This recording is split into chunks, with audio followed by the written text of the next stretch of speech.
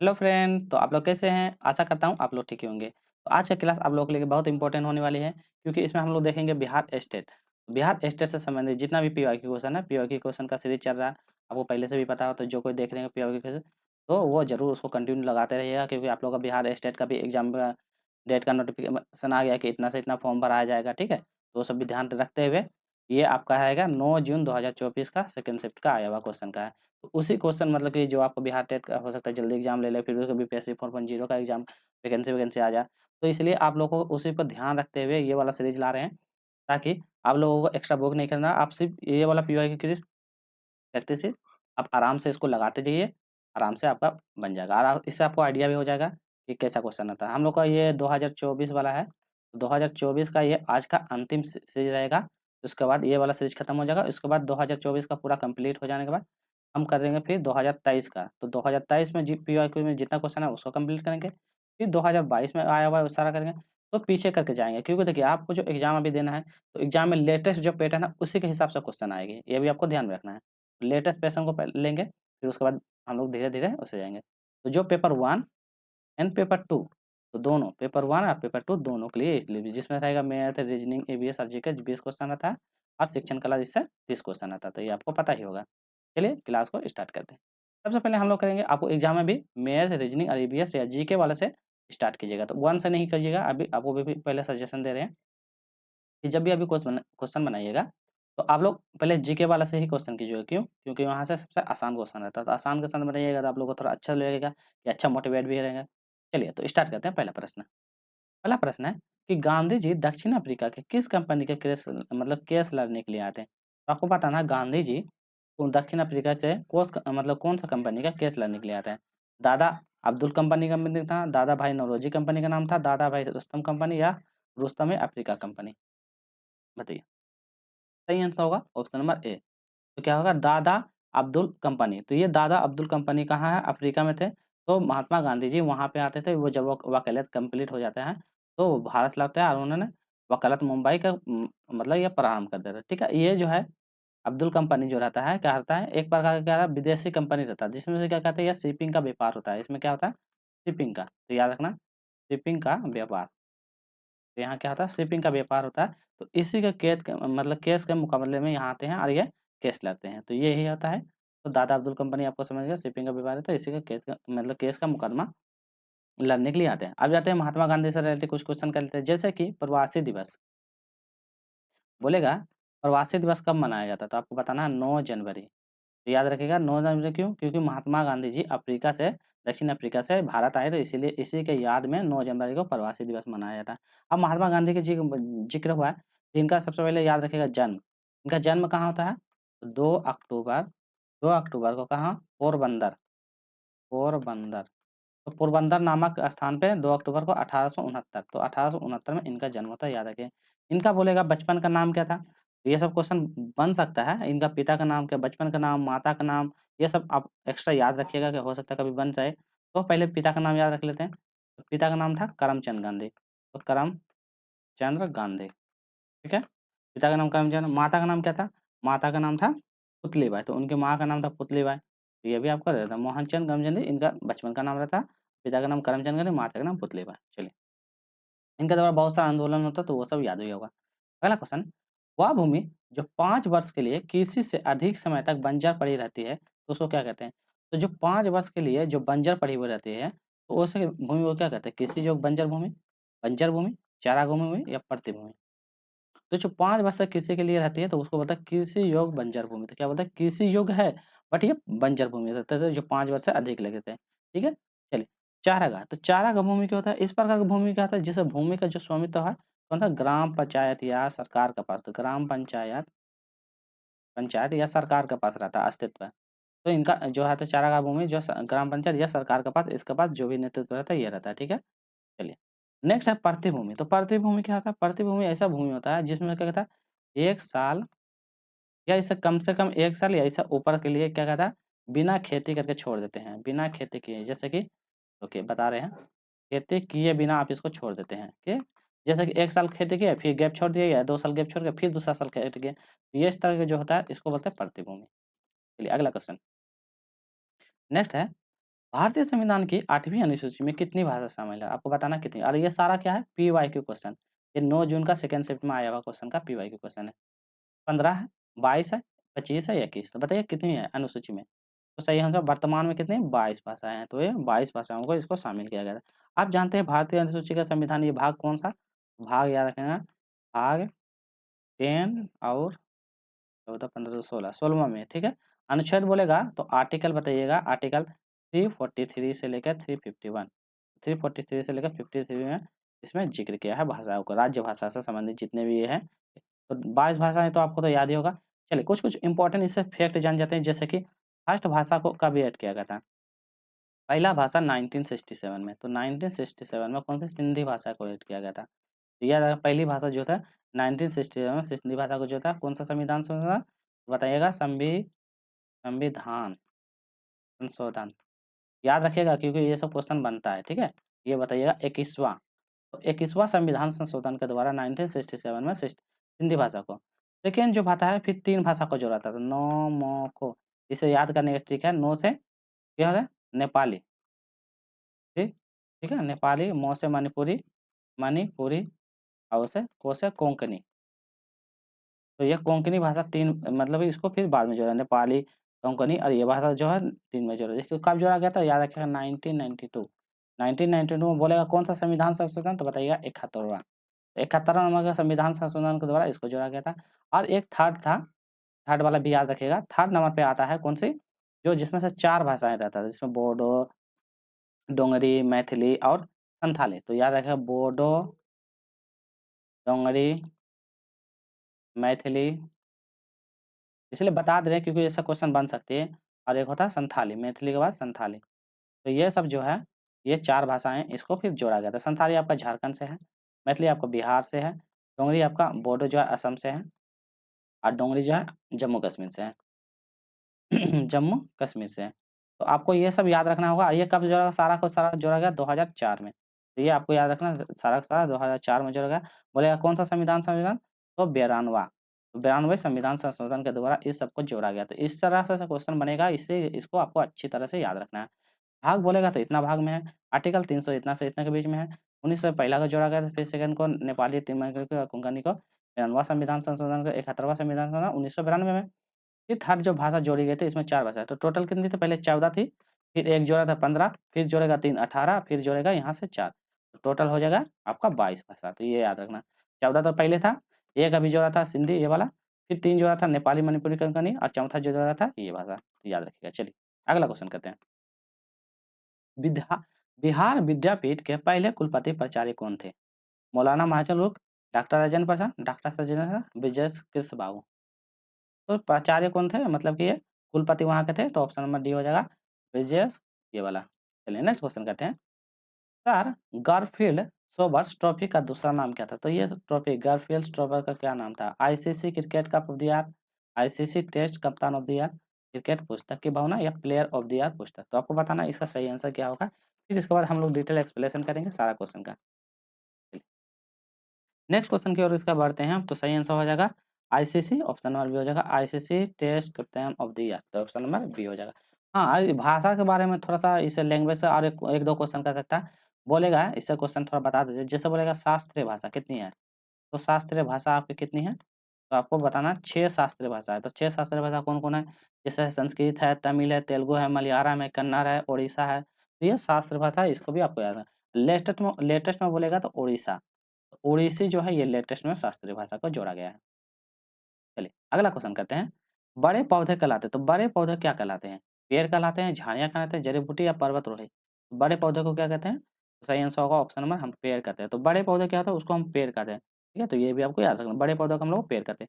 जैसे कि जड़ी-बूटी जो भी होते हैं ये सब का पौधे का प्रकार होते हैं। जड़ी-बूटियाँ जो सही सब है पौधे का प्रकार होते हैं। प्रकार में बहुत सारे होते हैं, पर्णपाती, उष्णकटिबंधीय, जैसे अलग-अलग प्रकार के अलग-अलग किस्म के पौधे पाए जाते हैं।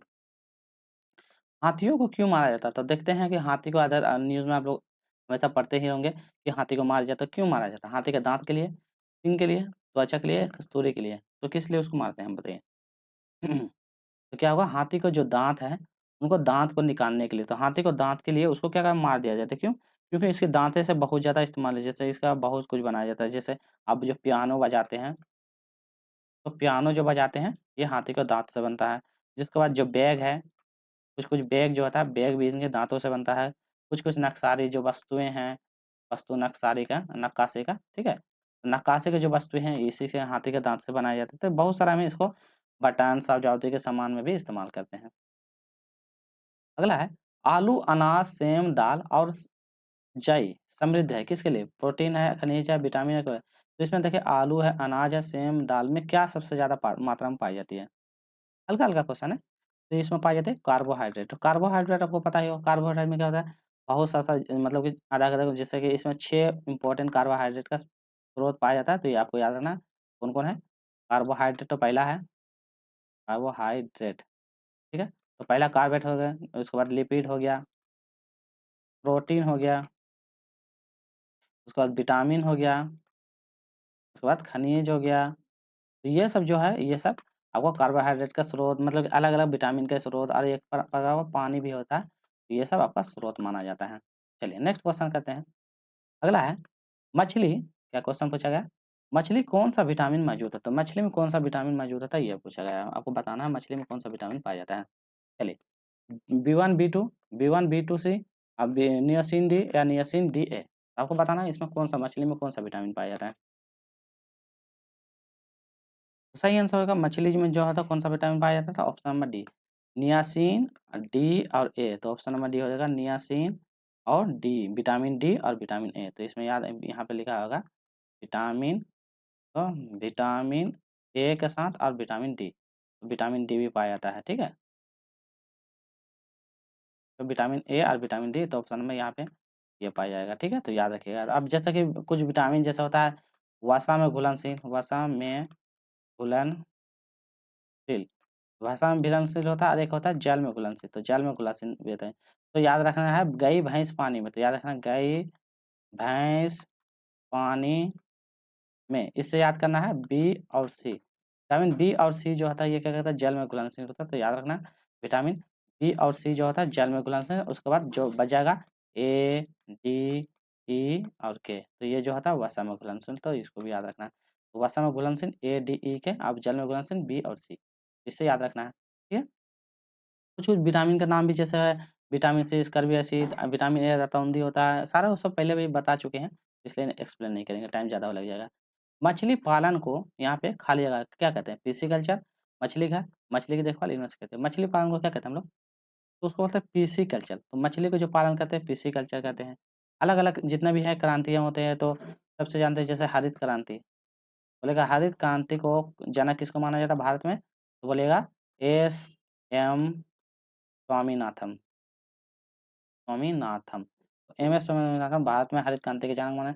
यदि बोलेगा विदेश में नॉर्मन बोरलॉग, तो नॉर्मन बोरलॉग, तो बोरलॉग, तो विदेश में बोलेगा तो नॉर्मन बोरलॉग, तो याद रखिएगा। इसके बाद जैसे हर मतलब कि सुनहरी क्रांति होता है, हरिहरी क्रांति होता है, भूरी क्रांति होता है, तो वो सब क्वेश्चन सारा आपको पहले मतलब कि एक दूसरा वीडियो में एक्सप्लेन कर चुके हैं।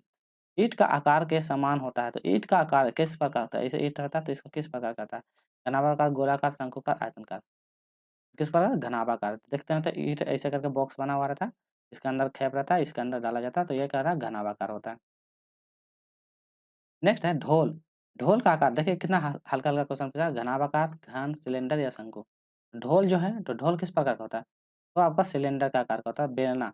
तो ऐसे करके बना हुआ रहता है, यहाँ से ये करके बेलनाकार रहता है, तो ऑप्शन नंबर इसका सी हो जाएगा।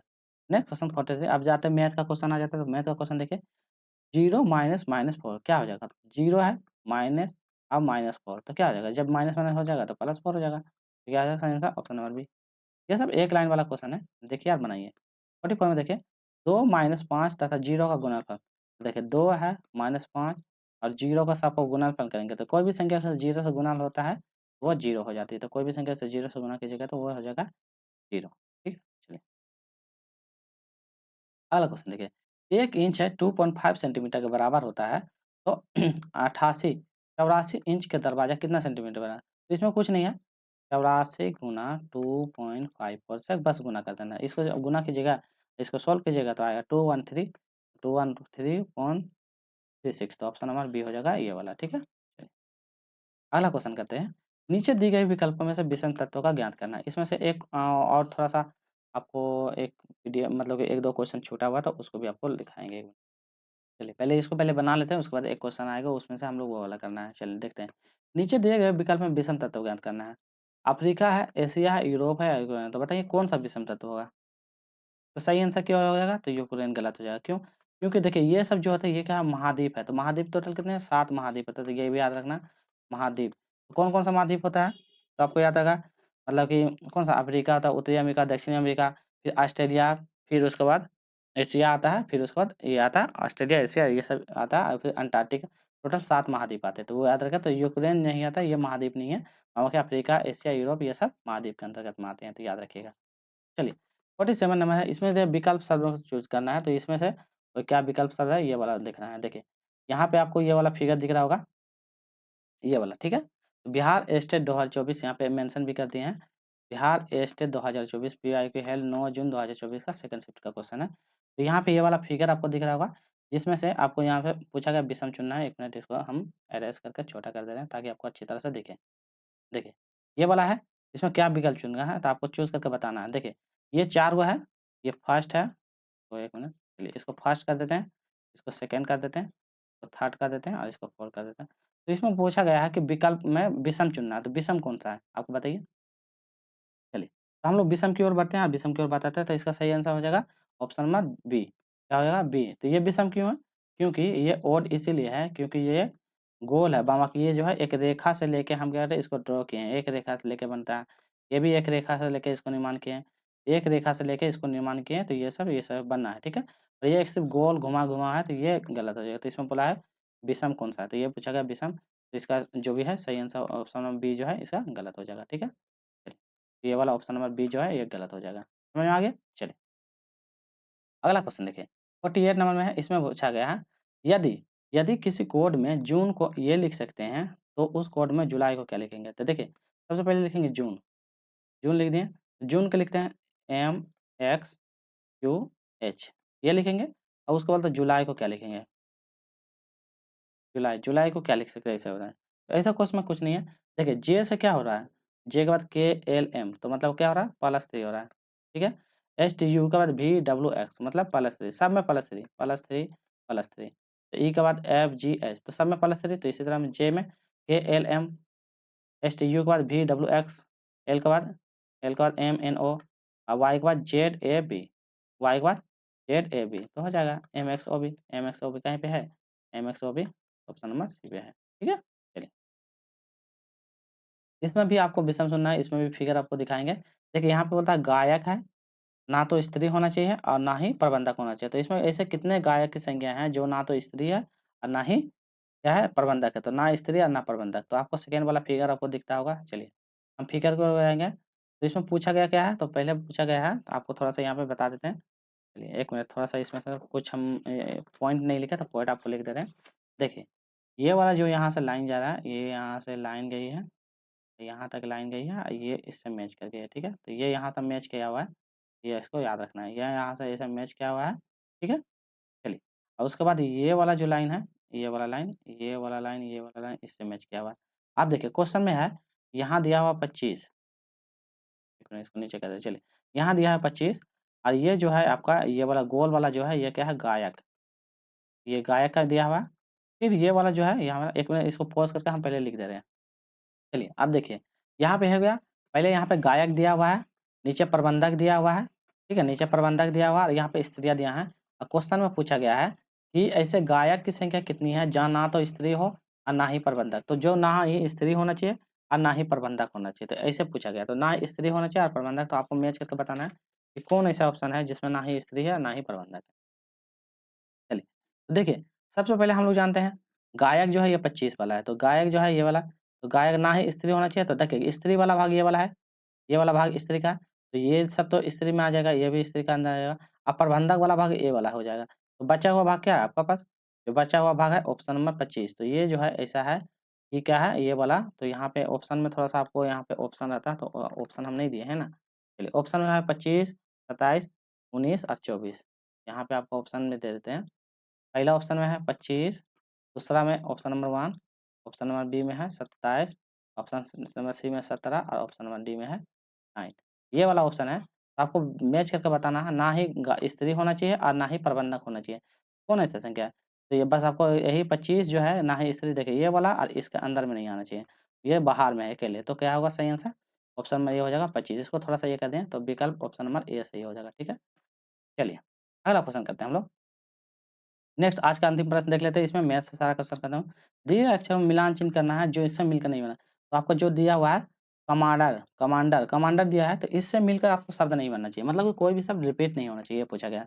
रिपीट नहीं, देखिए डांसर ये तो सही है, कॉम ये भी सही है, रेस ये भी सही है, पर रिकॉर्ड, रिकॉर्ड में गलत है, क्योंकि देखिए यहाँ पे आर एक है, यहाँ पे आर है और यहाँ पे बस एक ही आर है, तो ये वाला ऑप्शन नंबर डी गलत हो जाएगा, ठीक है? ऑप्शन नंबर डी गलत है, क्योंकि देखिए इसमें क्या इस तरह का रहेगा, तो इसमें क्या करें, उस शब्द को लेना है जिससे रिपीट करके दोबारा नहीं बनाया जा सकता है, ठीक है? चलिए, इतना क्वेश्चन हम लोग का कंप्लीट हो गया। अब हम लोग बढ़ते हैं 1 से करके, मतलब जो शिक्षण कला और दक्षता से क्वेश्चन आएगी उससे। तो क्या करेंगे, शिक्षण कला और दक्षता से आपका 30 क्वेश्चन आने वाले हैं, उसके बारे में आप करते हैं हम लोग। चलिए आगे। पहला प्रश्न है, इसमें पूछा है पहचानने में कौन-सा शिक्षण लक्षण नहीं है जो शिक्षण की प्रणाली को प्रभावी बनाने में मदद करेगा? तो पहचानने में कौन-सा लक्षण नहीं है, नेगेटिव पूछा है। पहला शिक्षार्थी का पूर्वानुमान जो है ना, हाँ, ये तो सही है। भोजन स्वास्थ्य की आदत, सीखने वाली योग्यता और शिक्षार्थी का विकास का चरण। चलिए बताइए कौन-सा इसका गलत होगा? क्या होगा? बच्चों को खाने और शौक ये सब नहीं है। देखिए पढ़ाने का ये तो सही बात है, ये भी सही है, ये भी है। तो नेगेटिव पूछा है, तो नेगेटिव का नेगेटिव। बच्चों को भोजन खाने का आदत ये शौक, उससे कोई मतलब ही नहीं है इसका शिक्षण कला में। अगला क्वेश्चन करते हैं। क्वेश्चन नंबर 2, शिक्षक इसकी अनुपस्थिति में शिक्षार्थी को कोई उचित प्रतिक्रिया प्राप्त नहीं करा सकता। देखिए क्या बोला है? शिक्षार्थी में कोई भी उचित प्रतिक्रिया प्राप्त नहीं करवा सकता। क्या अच्छा शरीर होने से, धन होने से, प्रेरणा से या परीक्षा फल से? तो किसकी उपस्थिति में बताइए? तो शिक्षक अनुपस्थिति में शिक्षार्थी की कोई भी उपयुक्त प्रतिक्रिया नहीं करवा सकता है। क्या किसकी अनुपस्थिति में? तो प्रेरणा और अनुपस्थिति। तो सही आंसर होगा प्रेरणा। तो क्या हो जाएगा? प्रेरणा के बिना आप, मतलब बिना प्रेरणा के, क्या बिना बच्चों को प्रेरित किए हैं, आप कोई भी एक्टिविटी, कोई भी प्रतिक्रिया आप बच्चों को नहीं करवा सकते। तो प्रेरणा की अनुपस्थिति। आपको यदि बच्चे के मन में अच्छे से प्रेरणा ही नहीं रहेगा, शरीर रहने से कोई मतलब है, धन भी रहने से कोई मतलब है, परीक्षा देने से भी कोई जब बच्चों के मन में तीव्र प्रकार का पढ़ने की इच्छा करने या कुछ करने के लिए नहीं रहेगा, तो वो कुछ कर ही नहीं पाएगा। चलिए अगला क्वेश्चन है, छोटे सहयोगी शिक्षण समूह में विद्यार्थी की संख्या है।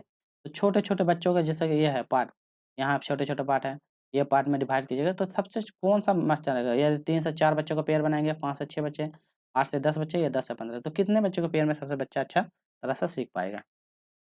चलिए, तो हम लोग क्या करेंगे, 3 से 4 बच्चों को पेयर बनाएँगे। तो ये जैसे क्लासरूम है, तो ग्रुप 3 से 4 बच्चों का पेयर बना देंगे, क्यों? क्योंकि देखिए छोटे में है क्या, ये आपस से एक-दूसरे से मतलब कि अच्छा से डिस्कस कर पाएगा, यहाँ टीचर है, टीचर भी उसको अच्छे, ज़्यादा बच्चों को भीड़ में दे देंगे, यहाँ पे बहुत सारे बच्चे दे देंगे, तो क्या करेगा, एक-दूसरे से आपस में बात करने लग जाएगा और अच्छा से नहीं कर पाएगा। तो कम बच्चों में वो लोग अच्छे से तरह से एक-दूसरे को मतलब कि बात करेगा, ये कर सकता है। अगला क्वेश्चन है, पदानुक्रमित का उच्चतम स्तर क्या है?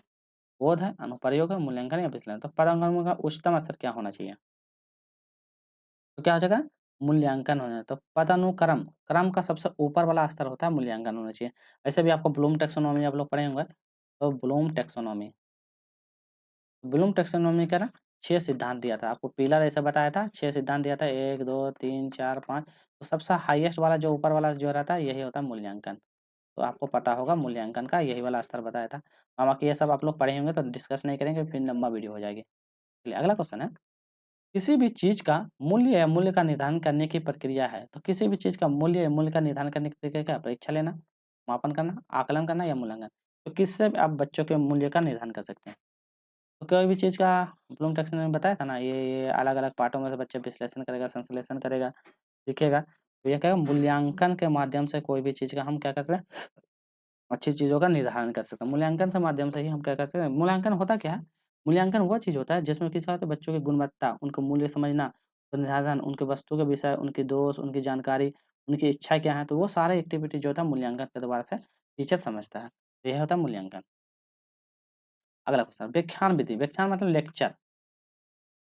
तो लेक्चर विधि आपको पता ही होगा। शिक्षण ग्रहणशील में होते हैं, शिक्षक मतलब कि प्रदर्शन का प्रयोग करके विस्तृत व्यवस्था करते हैं। सिर्फ छात्र अधिक सक्रिय रहते हैं, शिक्षक निष्क्रिय रहते हैं। सिर्फ शिक्षक अधिक सक्रिय रहता है, छात्र निष्क्रिय रहता है। बताइए व्याख्यान लेक्चर विधि में देखे होंगे कि लेक्चर विधि में क्या होता है? बताइए। तो क्या होता है? शिक्षक क्या है, पूरी तरह से सक्रिय रहते हैं, एक्टिव रहते हैं, पर छात्र निष्क्रिय रहते हैं। तो ऑप्शन नंबर ये वाला होता है। देखिए मान लीजिए यहाँ टीचर है और यहाँ पे बच्चा है, ठीक है? ये क्लासरूम है, यहाँ बैठा हुआ बच्चा है, यहाँ बैठा हुआ बच्चा है, यहाँ बैठा हुआ बच्चा है, यहाँ बैठा हुआ है। तो क्या होगा टीचर क्या था अपना मुँह से एकदम लेक्चर दे रहा है, अब बच्चा लोग क्या करता है उसको बस शांत होकर सुनेगा और कुछ नहीं कर सकता, ना उसको नोट कर सकता, कुछ नहीं करता। तो ये सबसे खराब विधि माना जाता है, क्यों? क्योंकि इसलिए कि इसमें बच्चा कुछ समय के लिए उसको याद रखता है पर फिर बाद में इसको भूल जाता है, तो ये अच्छी विधि नहीं माना जाता है। चलिए क्वेश्चन नंबर 7 निम्नलिखित कथनों में से विचार करना है, तो आपको विचार करना है इसके बारे में। चलिए, अगला क्वेश्चन नंबर 7 में देखते हैं। क्वेश्चन नंबर 7 में क्या बोला है? इसमें पूछा गया निम्नलिखित कथन पे भी आपको विचार करना है। चलिए विचार करते हैं। पहला है एक अच्छी विधि को बच्चों को व्यक्तित्व की रचना की अभिवृद्धि को गुंजाइश प्रदान कर सकती है। हाँ, हो सकता है। एक अच्छी विधि विद्यार्थियों को मन को व्यापक रुचि को जागृत कर सकती है। हाँ, ये भी सही है। एक अच्छी विधि सीखने के बजाय शाब्दिक अभिवृद्धि को याद करने पे बल देता है। चलिए 4 ऑप्शन है, फर्स्ट, सेकंड, थर्ड पर आपको बताना है कौन सा करना सही है। देखिए यहाँ पे बोला है सीखने के बजाय याद करने पे, तो ये नेगेटिव वर्ड है, तो नेगेटिव को हमेशा काट तो 3 जहाँ पे है काटिए। ऑप्शन नंबर डी तो होगा नहीं, ऑप्शन नंबर सिर्फ ए सही है। तो ऑप्शन नंबर ए और बी, तो ऑप्शन नंबर ए और बी दोनों सही हो जाएगा, क्यों? देखते हैं।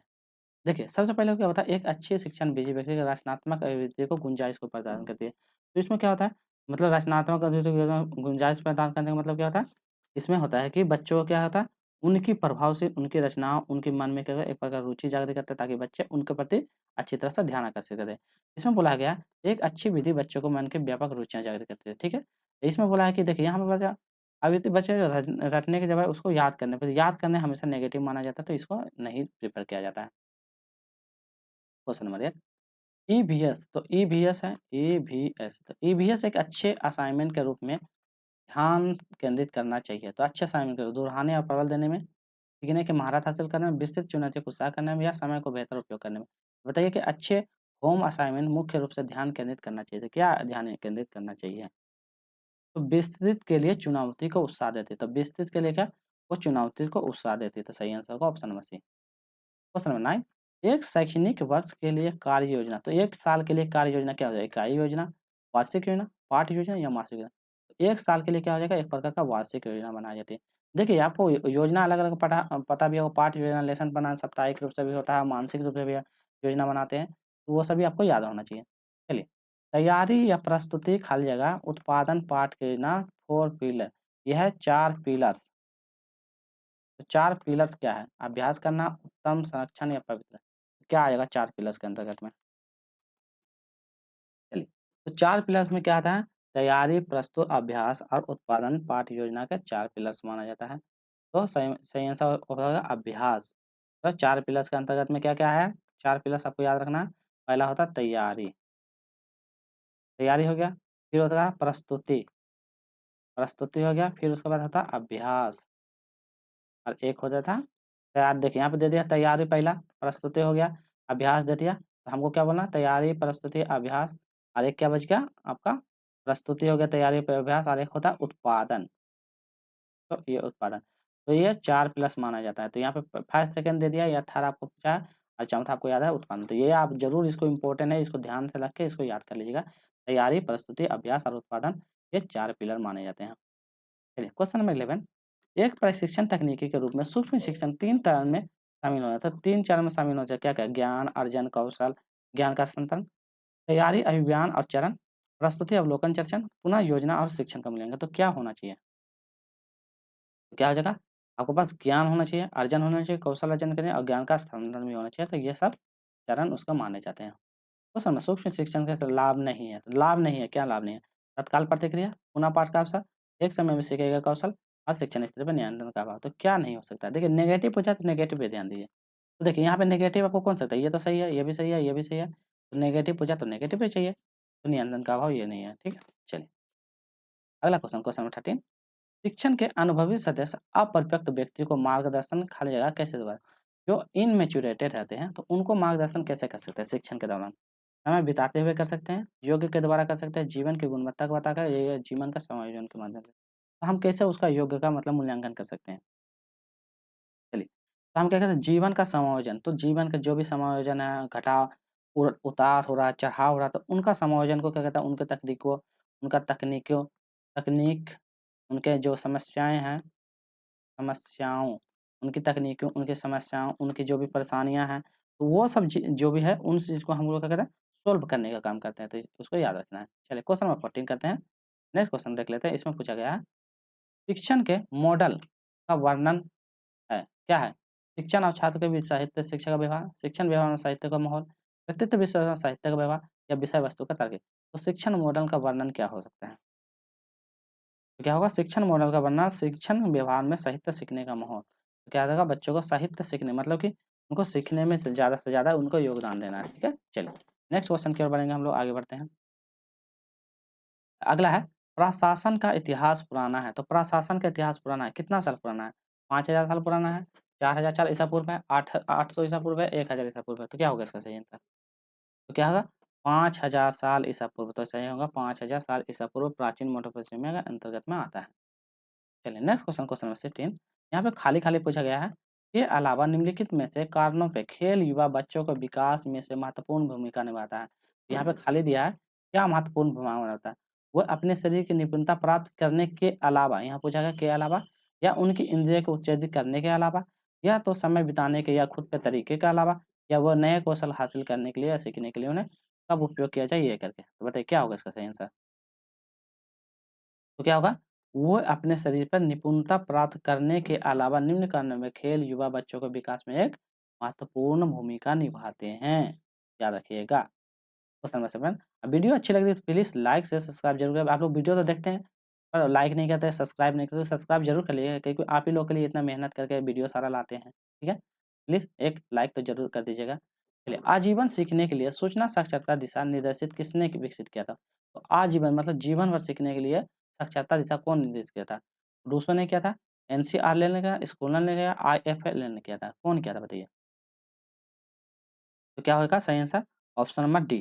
तो क्या हो जाएगा? ऑप्शन नंबर डी हो जाएगा आईएफएलएन के द्वारा इनको किया गया था। तो आईएफएलएन बोल रहे हैं 1 मिनट। इसका सही आंसर हो जाएगा ऑप्शन नंबर, इसको इरेज़ करने दीजिए। चलिए, तो इसका सही आंसर होगा ऑप्शन नंबर बी एसीएलआरएल। तो ऑप्शन नंबर बी हो जाएगा इसके द्वारा। इसका मतलब क्या था? Association of collagen research liberation. ठीक है? चलिए। नेक्स्ट क्वेश्चन करते हैं, क्वेश्चन नंबर 3 एक परामर्शदाता के रूप में शिक्षक को माना जाता है। परामर्श मतलब क्या होता है? परामर्शदाता मतलब कि क्या माना जाता है? आत्मनियंत्रण युक्त माना जाता है, अच्छा व्यवहार और विषय के प्रति अपने दृष्टिकोण को उत्तेजन और कल्पनाशील माना जाता है, छात्रों के व्यवहार से संबंधित समस्याओं को सीखने पर माना जाता है, या कक्षा में अलग-अलग बच्चों के नज़र रखते हुए मार्गदर्शन वाला माना जाता है। तो क्या माना जाता है ये बताना है। 1 मिनट हम पानी पी ले रहे हैं, आप लोग बनाइए। चलिए, चलिए। तो इसका सही आंसर क्यों हम लोग बढ़ेंगे तो ऑप्शन नंबर इसका डी डी हो जाएगा।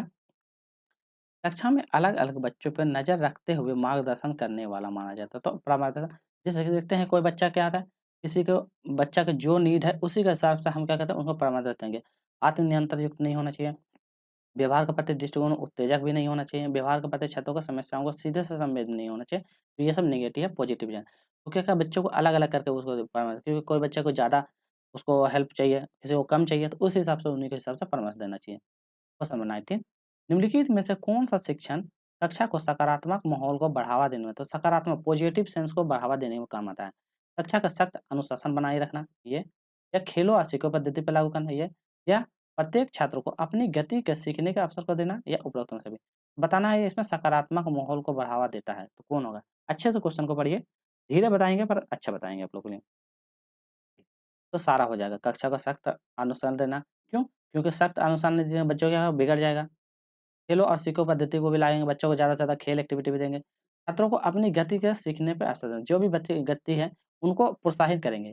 ठीक है? तुम ये फील्ड में और अच्छा करो, उसको एक्टिवेट करेंगे हम लोग। चलिए, क्वेश्चन नंबर 20 शिक्षण के विभिन्न प्रयोग इसलिए किए जाते हैं, क्यों किए जाते हैं? पहला पढ़ाना आसान होता है इसलिए, छात्रों को कक्षा में ध्यान देते हैं इसलिए, शिक्षण को रोचक होता है इसलिए, उपरोक्त में सभी। तो शिक्षण का प्रयोग इसलिए क्यों करते हैं? तो शिक्षण में विभिन्न प्रयोग क्यों किया जाता है बताइए? तो क्या हो जाएगा? इसका भी सही आंसर ऑप्शन नंबर डी। पढ़ाना भी आसान होता है, कक्षा में भी ध्यान दिया जाता है और शिक्षण को रोचक बना सकते हैं। चलिए, क्वेश्चन नंबर 21 मूल्यांकन। मूल्यांकन कितना बार बता दिए? मूल्यांकन क्या उद्देश्य होना चाहिए? निर्णय लेना, भविष्यवाणी करना, मूल्य या गुण का निर्धारण या राय देना। मूल्यांकन क्यों किया जाता है बताइए आप लोग? तो क्या कहते हैं? उनका मूल्य, उनका गुण, उनका दोष, उनकी खामियाँ जो भी है मूल्यांकन के माध्यम से आपको पता चल जाएगा। चलिए, अगला क्वेश्चन है। व्यवहार के नमूनों को मापने के लिए किस उपकरण का उपयोग करते हैं? तो आपका व्यवहार को उनको मापने के लिए कौन-सा उपकरण मूल्यांकन करेंगे, आकलन करेंगे, मापन करेंगे या यदि किसी बच्चों को आपको व्यवहार या नेचर के बारे में जानना होगा तो क्या कर सकते हैं आप? क्या कहते हैं? परीक्षण का उपकरण कर सकते हैं, तो क्या कहेगा उसका परीक्षण कर सकते हैं, तो ऑप्शन नंबर डी हो जाएगा परीक्षण। हम क्या करें बच्चों को परीक्षण के माध्यम से क्योंकि जैसे क्या था मतलब उनको परीक्षण करेंगे, तो उनका व्यवहार, उनका क्षमता, उनका प्रदर्शन जो भी है, ये सब पता चलेगा। ऐसे टूल क्या करता है उसके कौशल क्षमताओं को मापने में सबसे ज़्यादा हेल्प भी करता है, ठीक है? जैसे हम नैदानिक मूल्यांकन करते हैं, नैदान करेंगे पहले जानते हैं बच्चों का प्रॉब्लम क्या है, खामियों जानेंगे, फिर उसका उपचारात्मक विभाग देते हैं, फिर उसको उपचार करते हैं। पहले निदान मतलब उनकी खामियों को जानेंगे, फिर उपचार मतलब उनके उपचारों को सॉल्व करेंगे। चलिए क्वेश्चन नंबर 23 निबंध प्रकार के प्रश्नों का मुख्य लाभ क्या हो सकता है? तो निबंध प्रकार के प्रश्न का क्या लाभ हो सकता है? पहला छात्रों को सीखने की कठिनाइयों को निदान करना, अंक प्रदान करने के लिए निबंध, विद्यार्थी को उत्तर का अनुमान लगा सकना या वो जटिल सीखने के परिमाणों को माप सकते हैं जिन्हें अन्य प्रकार के साथ प्रश्नों के साथ नहीं मापा जा सकता। तो इसका सही आंसर क्या होगा बताइए? तो क्या होगा सही आंसर? वे जटिल सीखने के परिमाणों को माप सकते हैं जिन्हें अन्य प्रकार के प्रश्नों के साथ इसको नहीं माना तो निबंध प्रकार के प्रश्नों का मुख्य लाभ यही माना जाता है। चलिए अगला का क्वेश्चन के बोलते हैं 24 आप अंतिम प्रश्न पे आ ही गए। पाठ्यचर्या का प्रमुख संबंध क्या है? व्यक्ति के व्यवहार में बदलाव करना, नौकरी के लिए तैयार करना, व्यक्ति की संतुष्टि अपना। तो पाठ्यचर्या में मतलब क्या उसका रिलेशन है? तो क्या हो जाएगा इसका सही है? व्यक्तित्व के व्यवहार में बदलाव करना। तो जो भी है पाठ्यचर्या के माध्यम से हम क्या करते हैं, उनके व्यवहार मतलब उनके ज्ञान, उनके कौशल, उनकी जो भी है उसको डिज़ाइन करेंगे, उसको लक्ष्य को प्रदान करने में योगदान देंगे। क्वेश्चन 20 है, पाठ्यचर्या का महत्वपूर्ण कारक इनमें से किसके द्वारा प्राप्त करने में मदद करता है? शिक्षा के, गुण के, उद्देश्य को, नकदी। तो किसको प्राप्त करने में काम करता है बताइए? तो किसको? तो उनके गुणों के, तो ऑप्शन नंबर बी हो जाएगा उनको अच्छा 1 मिनट गुण नहीं सी होगा, इसका सही आंसर होगा ऑप्शन नंबर सी। तो उनके उद्देश्यों को, तो क्या आ जाएगा पाठ्यचर्या महत्वपूर्ण कार्य को प्राप्त करने में तो उनके जो भी उद्देश्य है, उद्देश्यों को उद्देश्य मतलब क्या? उनका लक्ष्य, उनका मानक, उनका जो भी उद्देश्य है वही चीज़ को मानते हैं। तो यह शिक्षक को छात्र के द्वारा समझने में मदद करती है क्योंकि वह क्या सिखाया, क्यों सिखाया और इसका लक्ष्य क्या है, ये सब संगठित रूप से ढाँचा उसको प्रस्तुत करने में काम आता है। अगला क्वेश्चन करते हैं क्वेश्चन नंबर 26 शिक्षण के लिए निम्नलिखित में से क्या शिक्षक के लिए चुनौतियाँ हैं? तो शिक्षकों के लिए क्या चुनौती हो सकता है? जैसे आप पढ़ाने जाते हैं, तो पढ़ाने के दौरान आपको क्या चुनौतियाँ मिलती है, वो पूछा गया है। एक प्रश्न तैयार करने में चुनौती मिल सकती है, छात्र को मूल्यांकन करने में चुनौती मिलती है, अनुशासन बनाए रखने में मिलती है या शिक्षण अधिगम का आनंद बनाने में। तो आप जैसे पढ़ाते हैं, तो पढ़ाने के दौरान आपको क्या कठिनाई प्रश्न मतलब झेलना पड़ता है? या देखना पड़ता है कि शिक्षण अधिगमों को आनंदपूर्व क्लास को आनंद में बनाने में बड़ी परेशानी होती है क्योंकि बच्चे जो होते हैं अपने हिसाब से चलते हैं। वो मनमानी करते हैं, तो उसको क्या क्लास को आनंदपूर्ण बनाने में आपके लिए बहुत ज़्यादा कठिनाई हो सकती है। चलिए क्वेश्चन नंबर 27 शिक्षण का सीखने का सबसे उपयुक्त अर्थ क्या होता है? ज्ञान का अधिग्रहण करना, व्यक्ति का समायोजन करना, ज्ञान का समावेशन करना, व्यवहार में संशोधन करना। सीखने का सबसे उपयुक्त क्या होगा? तो सही आंसर की ओर हम बढ़ेंगे तो ऑप्शन नंबर डी व्यवहार का संशोधन करना। तो क्या हो जाएगा? उनका सही आंसर होगा 27 का उनका व्यवहार में संशोधन। तो सीखने का सबसे तो बच्चों का व्यवहार जो है उसको संशोधन। चलिए क्वेश्चन नंबर 28 विद्यार्थियों को दंड देने का मुख्य यदि आप कोई विद्यार्थी को दंड देते तो उससे क्या मतलब उससे क्या सीख मिलती है बच्चों में? उनका अधिकार प्रदर्शन करना, दूसरों को ऐसा करने से बचाना, अपराधी को सुधारना या जो गलत किया है उसके लिए बदल देना। मतलब उसका उसका बदला लेना। तो क्या करें बताइए? तो जब भी बच्चों को दंड दिया जाता है तो इससे क्या होता है? उनकी जो भी अपराध है, जो भी गलतियाँ कर रहे हैं, हो सकता है वो भविष्य में वैसा गलती ना करे। भविष्य में वो गलती ना करे इसीलिए हम क्या करते हैं उसको दंड देते हैं। चलिए क्वेश्चन नंबर 29 सवाल पूछना अगर 1 महीने तक बिजली नहीं हो, तो 1 महीने तक बिजली नहीं होगा तो हमारा जीवन कैसे प्रभावित होगा? तो ये आपका क्या उद्देश्य है? एक सवाल पूछ रहे हैं। चलिए पहला क्वेश्चन देखिए, विवेकपूर्ण तरीकों से बिजली का उपयोग करने के छात्रों को संवेदनशील बनाना, बिजली के स्रोत से छात्रों का आकलन करना, छात्रों को कल्पनाशील और सोच कौशल को बढ़ाना या छात्रों को उनकी समान जागरूकता का मूल्यांकन करना। अब जब क्वेश्चन पूछ रहे हैं, तो पूछ रहे हैं कि ये बिजली के बारे में तो उससे क्या होगा? बच्चों में क्या प्रतिक्रिया पैदा हुई? तो उनको क्या कहते हैं हम उनको कल्पनाशील मतलब उनकी सोच, उनकी तार्किक क्षमता को हमको बढ़ाने में योगदान देते हैं। उसको क्वेश्चन दिए, तो उसको माइंड में अलग-अलग क्वेश्चन थिंकिंग आएगी, हाँ, ये होता है, वैसा होता है, ऐसा होता है। तो उनकी हमको तार्किक सोच को हम लोग बढ़ा रहे हैं। आज का अंतिम प्रश्न देख लेते हैं। इनमें से कौन-सी सहायक सबसे सरल, उपयोग और आसान और महँगी नहीं है? तो बताइए सबसे सरल होना चाहिए, उपयोग में आसान होना और पर महँगी नहीं होना चाहिए, महँगी नहीं होना कौन-सा? ट्रांसपेरेंसी, कैसेट, टेलीविज़न या कॉम्पैक्ट डिस्क तो कौन-सा होगा? चलिए, तो सही आंसर होगा ऑप्शन नंबर ए। तो क्या हो जाएगा ट्रांसपेरेंसी। ट्रांसपेरेंसी क्या होता है? एक प्रकार पोर्टेबल होता है। इसमें क्या है आसानी से इसको ले जाया इस्तेमाल कर सकते हैं। एक प्रकार क्या होगा कागज़ का बना हुआ था। क्या होता है? कागज़ ये पेपर का बना हुआ रहता है, ये भी आता था। तो ये पेपर का बना हुआ था ट्रांसपेरेंसी ठीक है? ना ज़्यादा महंगी रहता, ना ये सस्ती होता। तो ये पेपर का बना हुआ था, इसको सिखाने या करने में आसानी होती है। बाकी ये सब ये चीज़ थोड़ा महंगी होती है। चलिए, तो आज का हम लोग 1 से 30 भी कर लिया, 31 से मतलब वो भी टोटल कंप्लीट कर लिए। तो आज का क्लास ये कंप्लीट हो जाता। तो 2024 में जितना भी बिहार स्टेट से पेपर 1 एंड पेपर 2 आया हुआ जितना भी क्वेश्चन था 2024 में, जिसमें से 50 क्वेश्चन आता है आपका, इससे जितना भी क्वेश्चन था सारा क्वेश्चन प्रीवियस कंप्लीट कर लेंगे। अब नेक्स्ट हम लोग करेंगे 2023 में। तो 2023 में आप जितना भी पीवाईक्यू क्वेश्चन आया उसको करेंगे। तो आज के लिए इतने ही, फिर मिलेंगे। जोहार, जय जय हिंद, जय झारखंड।